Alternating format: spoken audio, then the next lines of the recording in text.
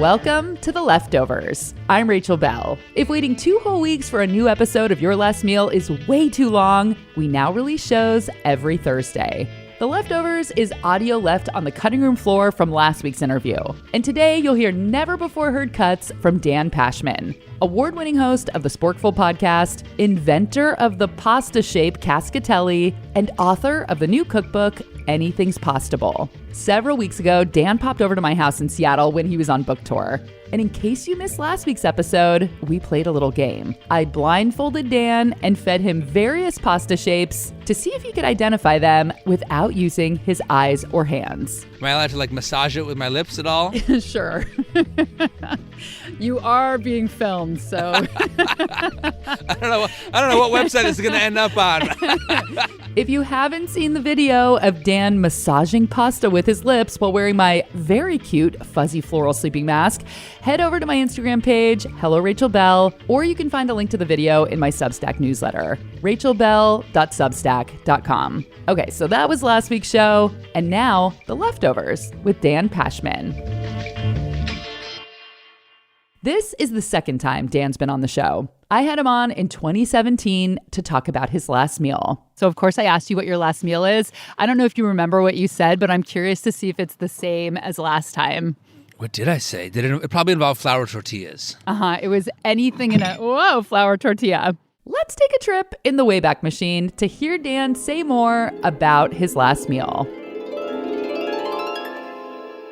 My last meal would be wrapped inside a flour tortilla. Since I was a child, I have loved all foods wrapped in any type of incarnation of a flour tortilla. My aunt moved to Houston in the 80s. I grew up in New Jersey, and it was the first time that we New Jerseyans experienced fajitas. I mean, real fajitas. They have a person there in the fajita place making the flour tortillas by hand to order. And then I got into mushu pork, which of course is different from a flour tortilla, but similar in many ways.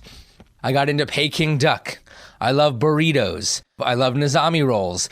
Every culture has some version of deliciousness wrapped inside a flour tortilla. And I think my last meal would sort of be like a flour tortilla and then whatever else happened to be around. Maybe there'd be one spicy Indian dish inside a flour tortilla, one Peking duck inside a flour tortilla, and one carnitas with probably some cheese and some beans inside a flour tortilla. I think that trio, I would want a flour tortilla flight. That would be my last meal. So is it actually the taste and the texture of the tortilla that you're using to wrap, or is it the mobility that you create by putting things inside of it? What is it about this vessel that you like so much?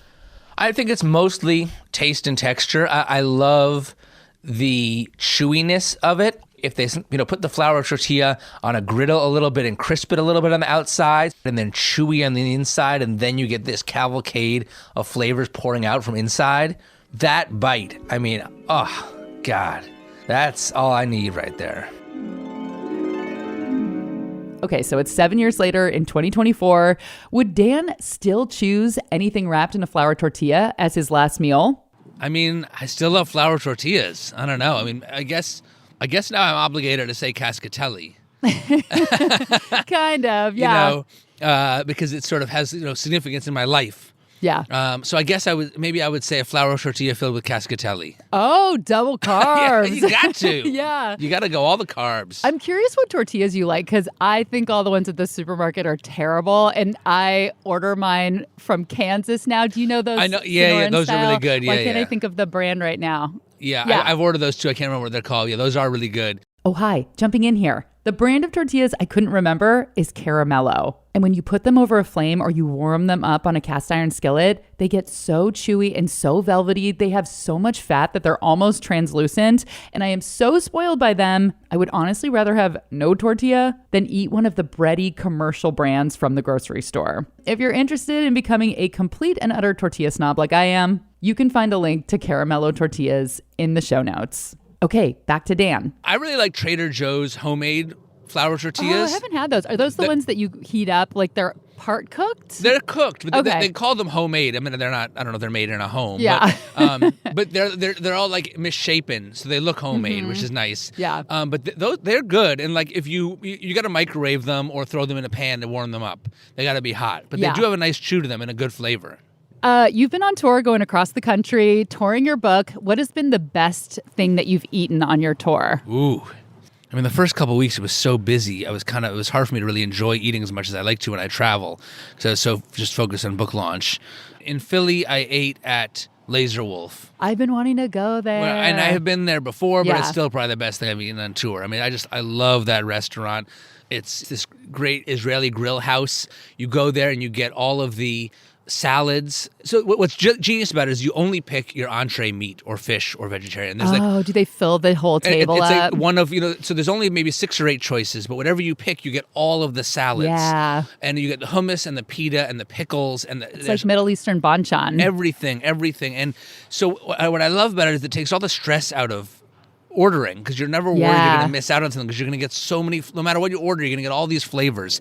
For dessert, you get like they have like this great soft serve with This is what some I sort of fun need. topping. Because I want a little of everything. I always am just like, why do I have to pick one thing? It's and so that so sounds delicious. perfect. I mean, it's Michael Solomonov. Yeah. Everything he does is phenomenal. Yeah. And the folks there who run that specific restaurant are so nice. They do an amazing job.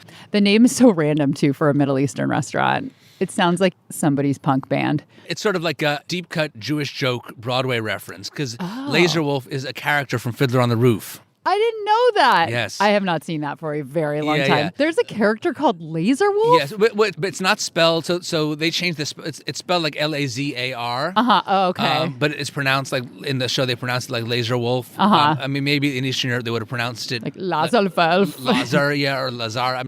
But yeah, he's the sort of rich old man who wants to marry one of Tevye's daughters in Fiddler on the Roof. Okay. And so, but because it is kind of a funny word, they sort of changed it and made a wolf their icon, and like Yeah. it's Laser Wolf. So yeah. So Okay, that's- I'm glad that's I where it know comes this from. now. Yeah. Makes more sense. Yeah. What is your perfect birthday cake or birthday dessert? I love coconut cake. It'd probably be a coconut cake. It's funny you say that, because there's this famous coconut cake from Dolster Miles, who's like a famous pastry chef in the South. Okay. I can't remember the name of the restaurant, but she's specifically famous for her coconut cake. And it was just in the New York Times. Like, my birthday was just a few weeks ago, but like I'm coming to the end of my book tour. I feel like celebrating. I said, I'm going to take the recipe to my local bakery who I've had gotten cakes from Yeah. before, and I'm going to say, money is no object. Wow. I mean, not actually, but like, how much Yeah. could it really cost? Will you please make me this cake? And they did it? No, I said I'm going to. Oh, you're I haven't going done to? it yet. Oh, okay. But so that's my birthday. The best coconut cake money can buy. Wow. I like this idea. Do you think that they're going to say yes? I mean, I'm sure they'll say, I don't know what they'll charge me. Yeah. Yeah. So like, they'll say yes, and then they'll tell me how much it'll cost, and then I'll have to be the one to decide if I want to You'll say be like, yes. money is an object. Yeah, and it turns out that it is an Oh. object, but I mean, YOLO. What is your very favorite thing that one of your parents cooked when you were a kid? My mom worked late on Tuesday night and Thursday night, so those were the nights that like the nanny would have dinner, and like I remember like Tuesday night was cottage cheese pancake night. Oh. Because like our family's Eastern European Jewish, Uh-huh. so cottage cheese pancakes are like a thing. Savory in the sweet batter? pancakes, yeah. And then Thursday night was hot dog night. Saturday night, my parents would go out to dinner themselves, and we would have my brother and I would have Stover's French bread pizzas. I always wanted I still have never had that. Oh my God, they're I, really good. I need it. So those are like, but then like my mom was a really good cook, and like and is a really good cook.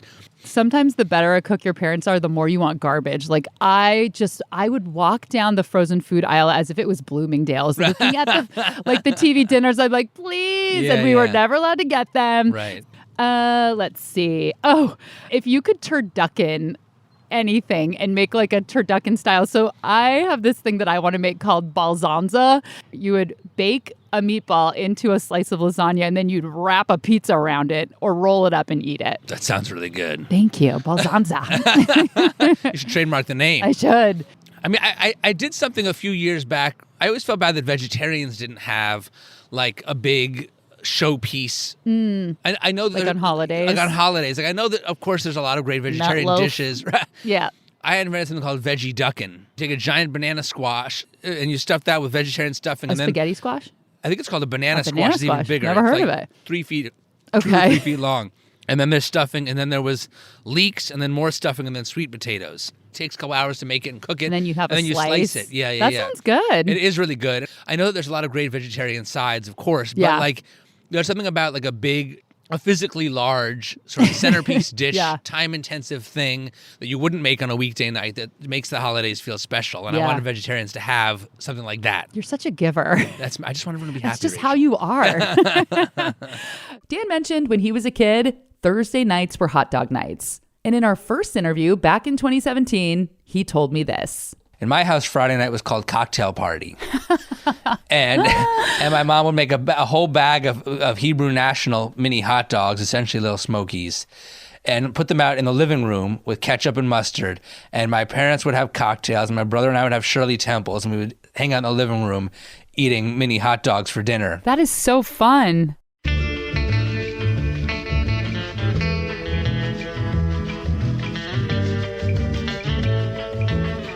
Okay, so I have an obsession with spaghetti and meatball calzones. And about a month ago, I went to a pop-up in Seattle at a restaurant called Neb, owned by Seattle chef Tom Douglas, because they were serving, for one night only, spaghetti pizza. This was spaghetti and tomato sauce plopped on top of a wood-fired cheese pizza topped with Parmesan. And in Dan's new cookbook, Anything's Possible, he has a recipe for pasta pizza, but it is totally different than the spaghetti pizza I had recently. Dan will get into the details of this carb-on-carb creation when we come back.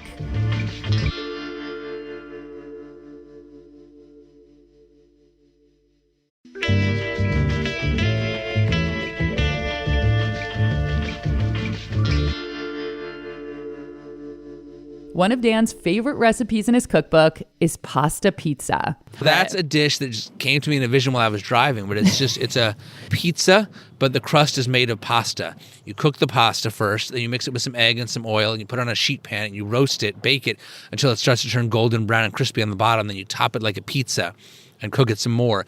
And by the end, the bottom is golden brown and crispy, and the top is cheesy, and you can slice it up and eat it with your hands just like you would with a pizza. I'm excited to make that too.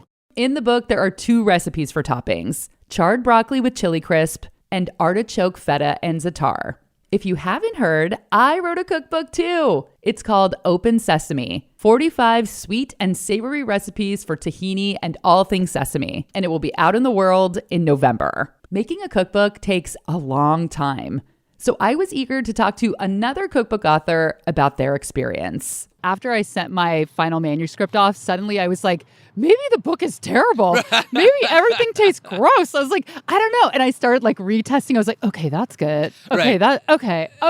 And then like the editor would like, oh, I made something. I'm like, really? It's good? Like because it's in print, you know, and it's forever. And it just is it feels like a lot of pressure because as a home cook, if you make something from a book and it doesn't work out, you're bummed because you spent the money and you spent the time. Right. And so I took it pretty seriously.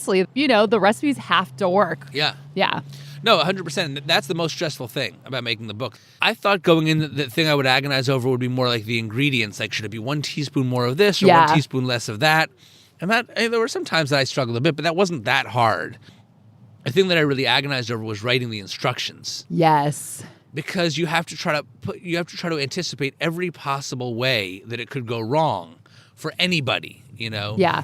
And taking into account different kitchens, different equipment, different levels of expertise, you know, depending on the lighting in your kitchen, golden brown could look differently to different people. Yeah. So you say, you know, do this till golden brown. So that was like what I really agonized over. And like, but the reason why it's stressful is because you want people to have good results. I mean, that's what you want more than anything. If you buy a cookbook and the first recipe you make out of it comes out poorly. Yeah, you're probably not going to use it again. Right, like that thing's going to be collecting dust now. It's done. Versus if the first recipe you cook blows your mind, you're going to want to do a second and a third and a fourth, and you're going to tell friends about it. And so, you know, it feels very high stakes because I never know which one someone's going to cook first. So every single one has to be ready to blow someone's mind. Perfect. And that was Dan Pashman's Leftovers.